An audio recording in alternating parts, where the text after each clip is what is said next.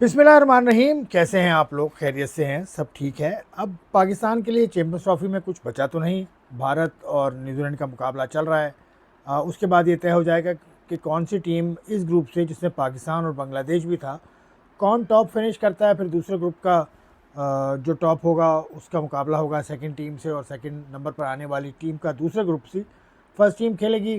फिर उसके बाद ये तय होगा कि कहाँ फाइनल खेला जाएगा। तो ये तो सूरत हाल रही, लेकिन क्रिकेट में खासा कुछ हो रहा है। पाकिस्तान ने न्यूजीलैंड जाना है और मार्च के यानी इसी महीने की 16 तारीख से गालिबन वहाँ पर T20 सीरीज़ का आगाज़ होगा।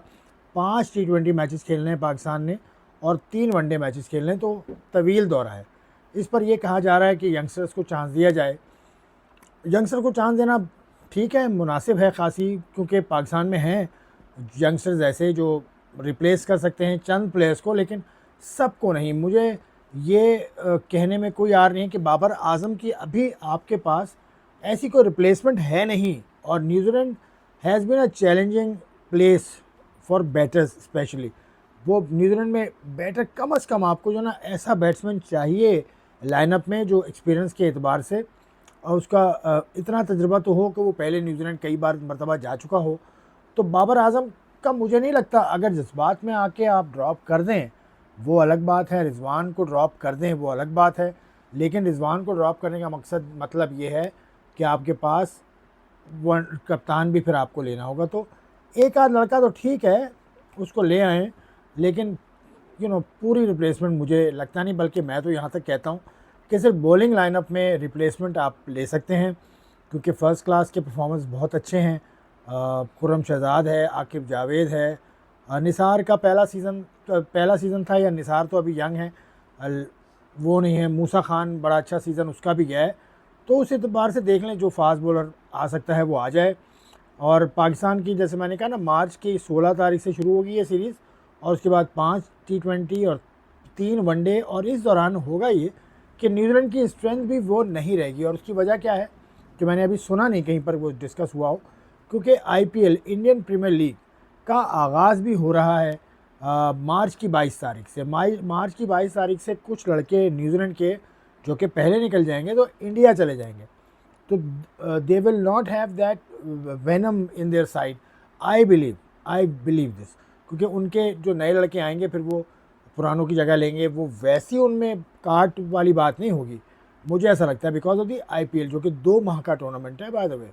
क्योंकि उसका जो फाइनल खेला जाएगा वो मई में 25 को शायद उसका फाइनल है। तो IPL की वजह से काफ़ी न्यूजीलैंड के लड़के भी निकल जाएंगे, तो पाकिस्तान के लिए अच्छा चांस ये हो सकता है। लेकिन देखिए किसको मौका दिया जाता है। लेकिन मुझे ऐसा लग रहा है कि बैटिंग में पाकिस्तान को एक्सपीरियंस की ज़रूरत है। बॉलिंग में यस, एक आध बॉलर दोनों में से शाहीन या रऊफ़ या आप हसनैन या नसीम शाह, एक बॉलर इनमें से ले लें। बाकी स्पिनर्स भी आपको मिल जाएंगे। डोमेस्टिक में स्पिनर्स हैं, शाहजेब भट्टी बहुत शानदार स्पिनर इस सीज़न का मैंने देखा सियालकोट से बॉलिंग करते हुए, उसको बहुत बहुत अच्छा लगा मुझे। और भी हैं स्पिनर्स, बाकी साजिद नुमान तो हर किसी की ज़ुबान पे हैं, लेकिन मैं डोमेस्टिक क्रिकेट पे जाता हूँ। Almost I saw almost every match इन कराची। जो एक एक 3 वेन्यू से मैच हुए थे, तो डेली मैं जाता था। तो मेरा फर्स्ट हैंड एक्सपीरियंस है। तो ये है सूरत हाल। बाकी कोचेस चेंज करने की बात हो रही है। देखें, आकिब जावेद का टेन्योर तो वैसे ही ख़त्म हो गया as coach. He was given the task till the Champions Trophy, और वो इंटरिम हेड कोच थे। तो अगर वो हट भी जाते हैं तो कोई ऐसी बात नहीं, लेकिन कोचेस को चांस देना चाहिए। मिसाल मैं आपको देता हूँ जॉनसन ट्रॉट की, जो अफ़गानिस्तान के कोच हैं। 2022 में वो कोच आए थे और अभी तक हैं वो करते क्या हैं कि वो लोग ऐसा करते हैं कि जहाँ टूर पे जाते हैं वहाँ से वो मेंटोर ले लेते हैं। DJ ड्वेन ब्रावो को उन्होंने लिया था, उसके बाद अजय जडेजा को उन्होंने लिया था, उससे पहले अभी यूनुस खान को लिया था मेंटोर। तो they go for horses for courses. इस तरह का पाकिस्तान को शायद करना चाहिए। लेकिन आज पाकिस्तान क्रिकेट बोर्ड के चेयरमैन ने बुलाए थे डोमेस्टिक के परफॉर्मर्स, तो उनमें बहुत सारे परफॉर्मेंस मिसिंग हैं। एजान उवैस जो इस सीज़न का टॉप परफॉर्मर है, जो काज़म ट्रॉफ़ी ख़त्म हुई, वो नहीं था उसमें। मूसा खान नहीं था जो फास्ट बॉलर है। उसके अलावा नजफ़ वो ख्वाजा नाफ़े मौजूद थे। मुझे नहीं पता किस परफॉर्मेंस पे, वो तो बांग्लादेश प्रीमियर लीग में थे, लेकिन अच्छे प्लेयर हैं, ख्वाजा नाफे हो गए, हैदर अली हो गए, ये अच्छे प्लेयर हैं, तो इनको अपनी इज़्ज़त दी, बहुत अच्छा किया। लेकिन कुछ बच्चे मिस थे। कासिम अकरम मुझे शायद मुझे नज़र नहीं आया उस लिस्ट में। कासिम अकरम स्पिनर है और वो अभी पीटीवी से खेल रहे थे। कासिम अकरम पीटीवी की तरफ से उन्होंने जो फर्स्ट क्लास का प्रेसिडेंट्स कप अभी चल रहा है, फाइनल बाकी है पीटीवी और एसबीपी के दरमियान। तो ये है, ठीक है, अच्छी बात है, इसको तनकीद नहीं करनी चाहिए। कुछ बच्चे हो सकता है उनको बुलाया हो, वो नहीं आ सके हों, तो ये सूरत हाल देखनी है। उसके बाद ये है कि पाकिस्तान क्रिकेट बोर्ड को कुछ और इकदाम करने होंगे। कुछ साबिक खिलाड़ी हैं, बोल रहे हैं आजकल, काफ़ी मैंने टीवी पर सुना, वसीम अकरम साहब ने बहुत बोला कि भाई मैं तो बर्दाश्त नहीं कर सकता जो जो क्रिटिसिज्म होता है इस कोच, तो मैं कोच नहीं जाऊंगा, लेकिन मुझे आप एंटोर के तौर पे बुला लें, मुझे आप एक छोटा सा कैंप करवा लें, मैं पैसे भी नहीं लूँगा। तो मोहसिन नकवी साहब, ये बड़ी अच्छी आपको ऑफ़र दी है वसीम अकरम साहब ने, बुला लें जी, एक कैंप लगा लें, हफ्ते 10 दिन का, 15 दिन का एक कैंप लगा लें, कराची में लगा लें, वसीम अकरम जहाँ पे रहते हैं, कैंप लगा लें और फास्ट बॉलर्स बुला लें। फास्ट बॉलर्स का कैंप लगा के वसीम अकरम साहब इतने तो कर सकते हैं ना कि वो 5 फास्ट बॉलर्स आपको निकाल के दे देंगे। इससे पहले मुझे याद पड़ता है कोई 15 बरस पहले कराची के नेशनल स्टेडियम में एक कैंप लगाया था वसीम अकरम साहब ने, एक सेलुलर कंपनी के इश्तराक से, के स्पॉन्सरशिप के अंदर।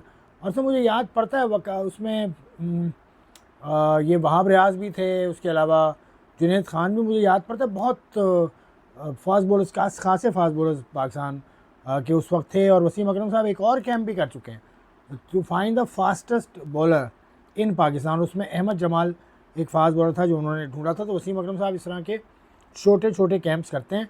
तो मोहसिन नकवी साहब, गो अहेड। और वसीम अकरम साहब के साथ साथ आप शोएब अख्तर साहब को भी बुला लेना।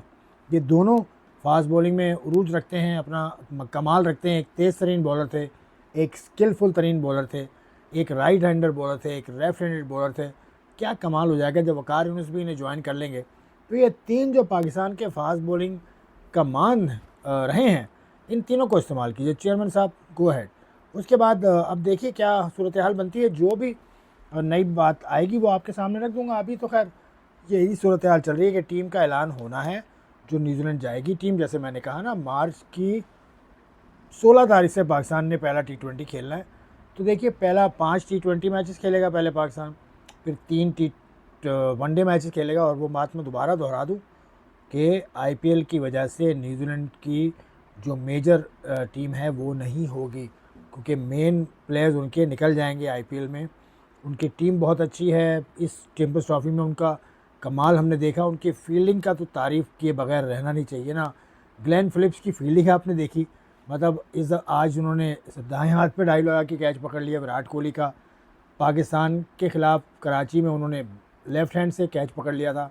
वो भाई, तुसी चीज़ क्या हो, तुसी की शय हो, तो कैसे आप, मतलब ये सब कैसे कर लेते हैं। तो ये तो देखकर हमारी तो आंखें खुल गई, और जैसे विराट कोहली की आंखें खुल गई थी। खैर, अब आंखें तो खुलेंगी, आगे सीरीज़ आ रही है, उसमें भी आंखें खुल सकती हैं। और इससे पहले भी हमारी आंखें खुल गई चैंपियंस ट्रॉफी की परफॉर्मेंस देख के। लेकिन ये जो चीज़ें हमने डिस्कस की, इन पर मुझे लगता है कुछ करना चाहिए पाकिस्तान क्रिकेट बोर्ड के चेयरमैन साहब को भी। अब देखें वो क्या करते हैं। आप मुझे अपनी राय से आगाह करते रहिए। खुदा हाफ़िज़।